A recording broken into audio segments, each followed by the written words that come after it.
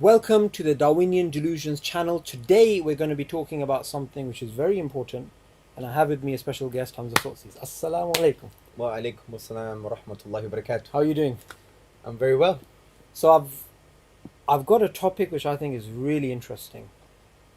Now you've been in this field of tackling atheists for, I think 10 years, something like this. So we want to talk about why atheists preach from a psychological perspective, but also from an evolutionary perspective. So just to get the ball rolling, just think about this idea. Now, if we are the product of natural selection, and natural selection is there to help us survive and reproduce, that's all that there is. So as Richard Dawkins says in The Selfish Gene, there is no higher rationale to life except to pass on your genes. So from a Darwinian perspective, why would someone who believes that there is no God spend so much time trying to show that there is not a God? And in fact, we can look at it from another perspective, which is some evolutionary psychologists, they say religion came about, or the belief in God came about, to help with social cohesion. But if that is the case and it's adaptive, then why would you argue against something that's actually adaptive from your own worldview? So let's start off firstly on the psychological side of things. You've seen a lot of atheists who are very passionate, full of energy. Why do you think from a psychological perspective they want to push atheism? Well, human beings like the truth. They like to share things. So my children, for example, if they were to see a spider on the floor, what do they say? Hey, Baba, it's a spider, it's a spider. So naturally we have this inclination to share things and even to talk about things that we value and things that we believe to be true. Yeah. I mean, you even see this from a kind of social point of view. It's the World Cup at the moment. People want to support their team. For example, I'm supporting England, right? It's coming home. So from that point of view, you value the team in some form and you want to talk about it, and maybe you might debate over lunch or dinner or whatever the case may be and say, I think they're going to win because of Lingard, he's a player, or whatever the case may be. So we want to share and talk about the things that we value, and we also want to promote the truth, what we consider to be true. So Okay. That's the answer they would sort of try and give. well, no, that's the answer I'm giving. That's the answer that I'm giving. So when you just look at the human being as the human being is, They want to share the truth. they want to share the truth. They want to talk about things that they value, and they want to share. Just generally speaking, we have this inclination to share things that we believe to be true, that we value, and we think are quite interesting. So, I mean, you can just tell. I mean, I'm not a psychologist, but just from a layman sitting on the couch approach, that's the nature of the human being. Now, you may argue, is that compatible with the Darwinian mechanism? And also, is it compatible to speak about truth? Because here's a very interesting point. If we are there purely to survive and reproduce, and that is the reason why we exist, that's why we pass on our genes, that's why we do everything that we actually do, then does truth actually matter, or should we just speak about survival? This is a very interesting Yeah, I point. agree. Well, it depends how they would define truth. But if they mean truth, a representation of the actual state of affairs, then I would argue that the Darwinian mechanism, as I understand it, and I'm not an expert, by the way, you are, yeah, so correct me, that it's compatible and incompatible in some way. What I mean is that truth does not necessitate survival. Yes. Because that's the whole point of the Darwinian mechanism. Break right? that down a little bit, because I think Well, basically, yeah. Well, what a Darwinist would argue, Yeah. or someone who believes in the mechanism, they would basically say that, of course, we can explain truth. We can explain truth because knowing the truth, right, understanding the actual state of affairs, leads to survival. So Yep. they're giving us some kind of necessary link between truth, our rational faculties that can come to the truth, and survival. Okay. I may agree that there could be some instances when you know the truth, you know the actual state of affairs, it may lead to survival, but it doesn't necessarily lead to survival, and that's the point. So what I would argue is what Professor O'Brien and Professor O'Hare, they give some very interesting thought experiments, and they would basically say, well, you can have non-truths, untruths, false beliefs, and lead to survival. For example, if I'm a jungle man, I go into the jungle and I have the false belief, I even use logic, for example, in a wrong way, invalid reasoning, and I come to the conclusion that all fungi are poisonous. What happens, bro? I survive. Yeah. So what does that mean? It means false beliefs, not having a representation of the state of affairs, can lead to survival, because you know that some fungi are actually good for you. Yeah. Mushrooms are very good for you. Button mushrooms and the other mushrooms that we have in a barbecue, what they're called? Portobello mushrooms, right? So we've just challenged the idea.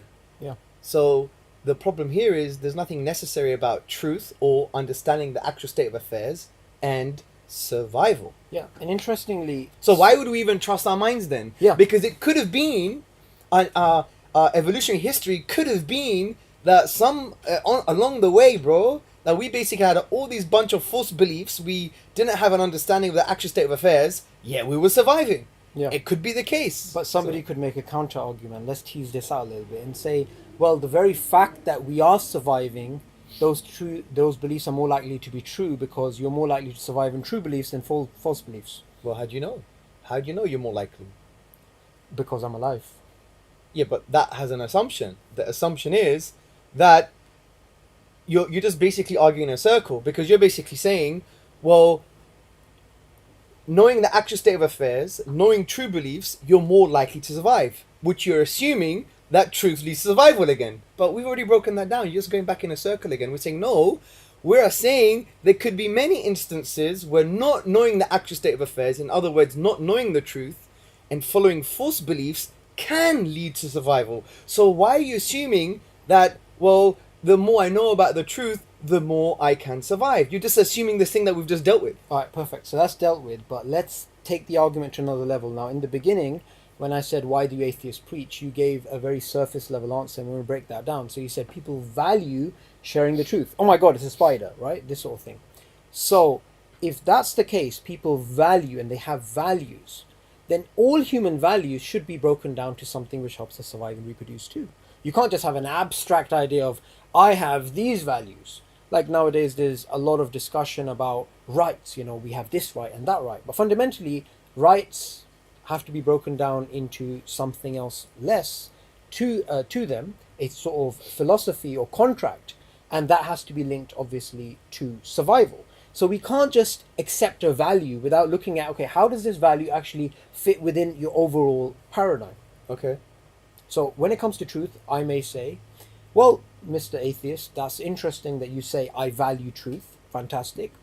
But how does you valuing truth link to your own survival? Because at the end of the day, you can survive on true beliefs or false beliefs. So why is it intrinsically that truth has a value that you would give up a belief which helps you survive, which may be detrimental to yourself, to value truth? And so let me give you a practical example of that. Someone would speak the truth, and that knowing that speaking the truth would lead to their death. Yes. And this can happen when you have revolutions. and you have Socrates. you have somebody who challenges the status quo.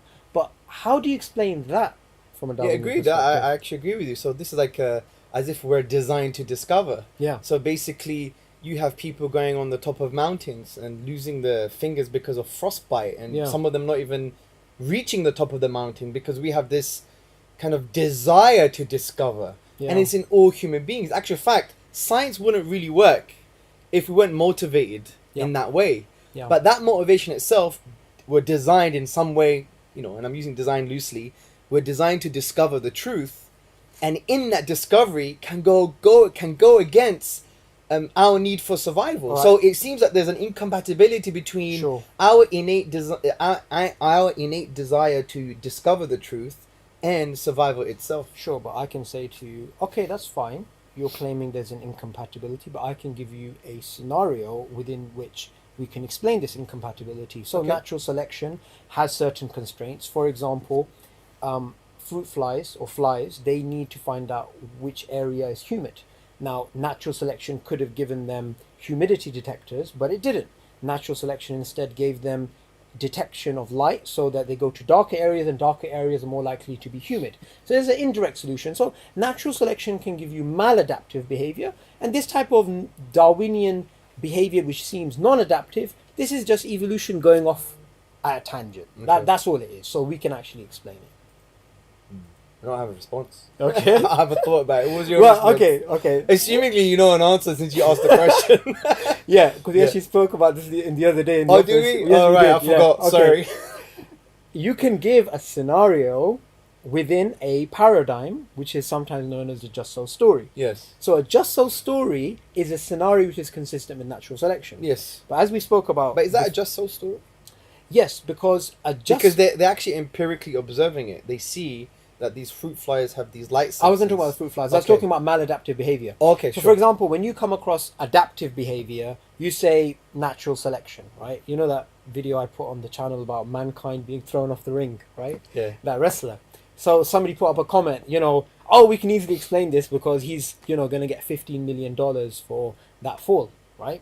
So if you remember, we discussed this. We said, well, okay, that's fine. What if he didn't get $15 million for that fall? What if he's just doing it for the hell of it? So if somebody... Which many people do, by the Which way. they actually do. So it's quite easy to say, when you see adaptive behavior, say, Hamza, look, natural selection is true. When you see maladaptive behavior, you say, well, that's natural selection not working. But the problem with that is, how do you test? I'm not talking about falsification here, but a theory has to be testable. So now we're getting into the realm of, okay, how do you even test something when you could always come up with a scenario, which is what Stephen Jay Gould said, and he came up with the term just so stories, that you can come up with an infinite set of empirically equivalent just so stories for that discrepancy. So adding more assumptions to the equation, basically. Yeah. Well, one would argue we have a very good theory that is confirmed by some empirical evidence. It has some gaps. There are some loose ends, for example. There are some broken links, but generally speaking, it's the best that we have. And I think that response actually Makes proves sense. our point. Yeah. Because what we argue all the time is, well, the Darwinian mechanism is probabilistic, based on assumptions, and it has some disputes. We're not saying it's absolutely wrong. We're not saying you should reject it practically. We're saying what some popularizers do. What we're saying is don't adopt the narrative of some popularizers, which they come across psychologically as this is the only way forward, and it's as believing as the sun is spherical, the moon is round, or the earth is round. So I like those type of responses because it actually shows out exactly. So you agree that it's the best that we have, Okay. but it's not the absolute truth. So But that's the interesting thing. Generally speaking, though, in the philosophy of science, there's nothing wrong with a well-confirmed theory Yep. actually bringing other assumptions Yep. into the play just to preserve the theory, because it's the best that we have. There is nothing in the evidence that we see that totally go against our kind of narrative. That's what they would argue. So what's wrong with throwing in there a few more assumptions just to preserve the theory so far? And this is why eventually you have paradigm shifts Yep. in scientific thinking, because when you keep on adding more assumptions, it actually eventually breaks down, Yeah. and then you have something totally different. Yeah, and what's really interesting about these assumptions is that using the word assumptions really actually teases off some Darwinists sometimes. Why? Like for example, Well, they should study the philosophy of yeah, science. it doesn't have assumptions. It doesn't have. They don't like the word. But what's Well, interesting? frankly, I just think that's ignorant. Yeah. That means they haven't studied the philosophy of science, because science itself is based on a whole range of assumptions. We're Yeah. not saying they're invalid assumptions. We're not saying you shouldn't have them as first principles in order for your knowledge to grow in that particular sphere of knowledge. Of course, you have to adopt assumptions for everything. Yeah, But to say there are no assumptions, I just think that's evangelical. yeah, it is. And what's interesting, and I spoke about this before, but it's interesting to tease it out because you study the philosophy of science. So it's very interesting that, number one, scientists generally aren't aware of philosophy of science, right? And that could be a problem. Well, they are, but they haven't studied it on a level which would maybe bring to the forefront of their mind all the kind of fuzzy areas in the philosophy of science. Like, there are assumptions, Yeah. Induction doesn't lead to certainty, falsification, falsified theories can be revived if you change the auxiliary assumptions. And that's almost like blasphemous when you say that. Well, for some scientists, but Yeah. maybe the popularizers. But if you go to any academic institution in the UK, speak sincerely to a scientist, and if they've done a PhD, for example, at least they will know there's something going on in the philosophy of science. So, Yeah. and they would even know that theories are not representation of the actual state of affairs, even if they're scientific realists. Because the current debate... Okay, wait, break Sorry. that down. You need to break down the difference between realists and Yeah, instrumentalists. and or so, what for you example, you have the realists and the anti-realists. I'm not going to talk about the instrumentalists for now. Let's just take the two camps. So the realists say that scientific theories can be a representation of the actual state of affairs, Yeah. meaning they are truth, they lead to truth. The anti-realists say no. They're just workable models that explain our perceptions of reality, which could be wrong, basically, yeah? They've had a debate for a few years, right? Yes, theories, well-confirmed theories can lead to truth. Well-confirmed theories do not lead to truth. It's our interpretation of the reality, blah, blah, blah, blah, blah. There's a big debate. Now they've come to a conclusion, generally speaking. What's that conclusion? They could all be wrong. Theories can change, even if you're a realist. Even if you believe scientific, well-confirmed theories can be a representation of the actual state of affairs, they would still argue, but they can change, and they can be wrong. So even, in the most, well-known understanding and grounding of scientific theories, things can fluctuate. Okay. This doesn't mean we reject a well-confirmed theory. Of course. This is a philosophical discussion. Practically, you accept a well-confirmed theory. Yeah. Not to do so, you'll see there. For example, I read a book, How Not to Die, by Dr. Gregor. It's great. Sounds like a good book. Obviously, he says you're going to die, but there are some, preventable diseases like heart disease if you have a plant-based whole food diet. That was based on double-blind, placebo-controlled studies, blah, blah, blah, blah, blah. And they were not, funded by the food industry. It's very robust research, even on a popular level. I know science changes.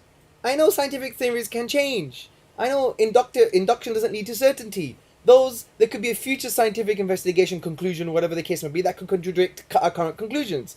But I've adopted what that book has advised. Right. So I've adopted it. But do I now say this basically formulates my creed and my first principles to life? Of course not. Okay. There's a difference. So they have epistemic weight. Absolutely. Now bringing that discussion back to the original question about why atheists preach. No, this is absolutely linked. Now I'm going to give you a statement of Richard Dawkins, and I don't think I've mentioned this to you before, so it'll be quite good. So we know. Make sure you reference it. Yeah. Yeah, of course. So we know the epistemic weight of scientific theories, and we know that they're not absolutely certain, which is why we did the whole discussion about the philosophy of science. Now, this is what he actually said in public, and I found this very interesting. He was actually having an interview with Lawrence Krauss, and he said, look, evolution does not undermine the existence of God, but there is a public perception that it actually does. Since my aim is to kill religion, all I need to do is convince them of evolution and they'll become atheists. You don't have to be an atheist to believe in evolution. Now, if your aim is to propagandize in favor of evolution, that obviously is the best seduction technique. But if your aim is to kill religion, as mine is, then just let me finish. If your aim is to kill religion, then since evolution is manifestly true, then if there are people out there who really believe that that if you are an evolutionist, you've got to be an atheist, then all I've got to do is to persuade them of evolution, which should be comparatively easy, since the evidence is overwhelming, and I'll turn them all into atheists. So, what do you think is the actual motive behind that? Because that is actually something, if you really break it down, that's very Machiavellian, it's very Marxist, it's a very deep psychological ploy he's using. Taking your word for it, I haven't seen what he said, but say he did say We're that. gonna reference him. Yeah, we can reference it. I do believe you, but just, you could be wrong. We forget sometimes. If he did say that, then judging by other work that he's done, I would argue, well, let's just be honest, he's ideological. What can we do? He's ideological in his approach. So, the professor of my department, when I did my MA in philosophy, was Professor James. He's an atheist. He's a Nietzschean scholar. He is one of the leading... He's a scholar that didn't write a book, yet he became a professor. That's how good he is. And usually, when you become a professor, you have to write a book. Yeah. He didn't write a book. That's how good he is. And we had lunch, and he's a phenomenal person. He believes God doesn't exist. Probably doesn't exist because of the problem of evil. Fair enough. That's a different discussion. But he said to me, and he gave me advice. He said, don't debate these evangelical atheists. We don't like them. As in the atheist community. The atheist community, the academic atheists, we don't like these people. almost they're like glib. They're not nuanced. Like Nietzsche was nuanced, right? Yeah. Arthur Schopenhauer, he understood the philosophical implications of denying God. The world is just chaotic. He even said that I wish the world never existed. He wrote an essay on suicide, right?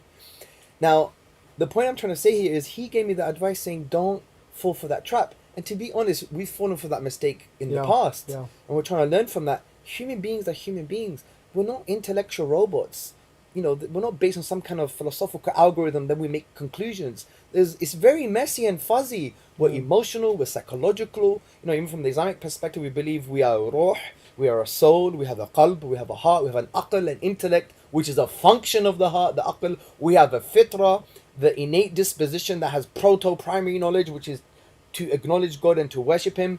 This is the human being as the human being is. Now, just throwing some intellectual arguments to that human being, it's just not going to work. It's not going to filter through. And if it does, it might crumble after. So the point here is, his advice was, don't take them seriously. Don't engage with them. Talk to them about value. That's what he said to me. Talk to them about meaning and value. Because he appreciates that without the metaphysic of the divine, then really, do you have absolute value? Can you even value truth? What does value mean? Yeah. And that's a big question, bro. Like, how can I value your life? Now, I can intuitively and emotionally. I'm not saying atheists are not allowed to value. Of course they are. But philosophically, how do they ground that? Yeah. If we are essentially based on a naturalistic universe, in other words, if we adopt philosophical naturalism, that everything can be explained, all phenomena can be explained via physical processes, which are further reduced to physical bits of matter, then how can we claim ultimate value, bro? Yeah. And that's why you mentioned human rights earlier. Jeremy Bentham, I believe, said, according to this view, it's nonsense on stilts. It's nonsense on stilts. I think even Dan Dennett, one of the Four Horsemen, he quotes Jeremy Bentham, I believe, and mentions that. Because it's true. If it's just physical processes, bro, that have no intrinsic ultimate value. There's an electron whizzing around. Why are you whizzing around, electron? I don't know. My name is Mr. Random. Yeah, right? He doesn't know. He's all over the place. And he has no value himself. He can't even speak to you anyway, unless you're a panpsychist, but that's a different story in consciousness, right? So if you believe in panpsychism, you believe in electrons have a primary form of consciousness. So, electrons feel pain and they can fall in love, and that's a different topic. But the point is, fundamentally, according to philosophical naturalism, it's reduced to nothing. Absolutely. So how you ask? Look, say you're an atheist. Okay, Mr. Atheist, how you doing? Well done. Hope you're well. Love you to bits. You believe in human rights. You believe in universal human rights. You believe in a key human right of life, the right to life. I agree with that. You agree with that. Good. Philosophically ground it according to philosophical naturalism. Well, ground it. Do it for me. This is the thing. What I like, or even Darwinism. Yeah. What I like is that some honest atheists, they actually put it the way it actually is. So Yuval Noah Harari, he's written that famous book *Sapiens*, right?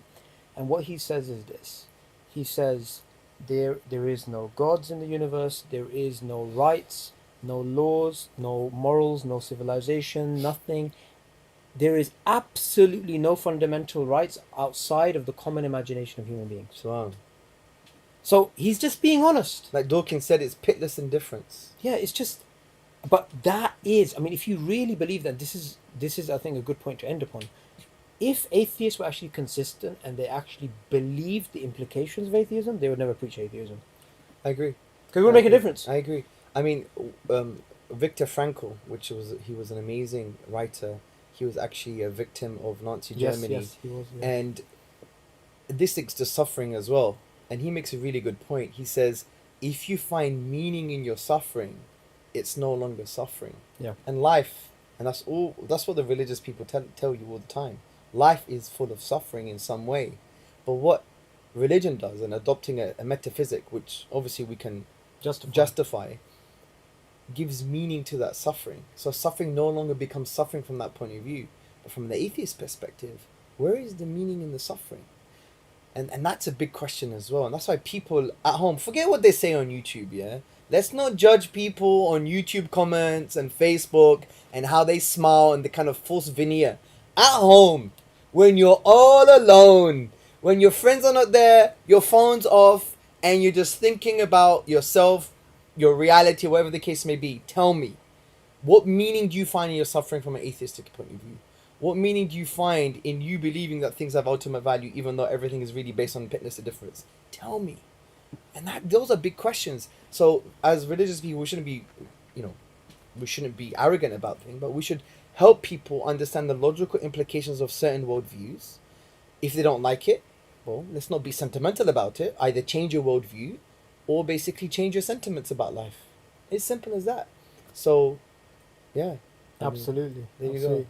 We went off. I mean, this for me, I think, is the most fundamental point that it breaks down to when we have the discussion about theism or atheism, value. Yeah. What does it actually mean fundamentally? Because, we're going to probably do this in another show, speak about first principles and, what it leads to. But when all the dust is settled from intellectual gymnastics, it's about value and what it means to be human. Yep. Absolutely. Thank you so much for joining me on the show. Inshallah, we're going to have you in Anytime, further bro. shows. Thanks.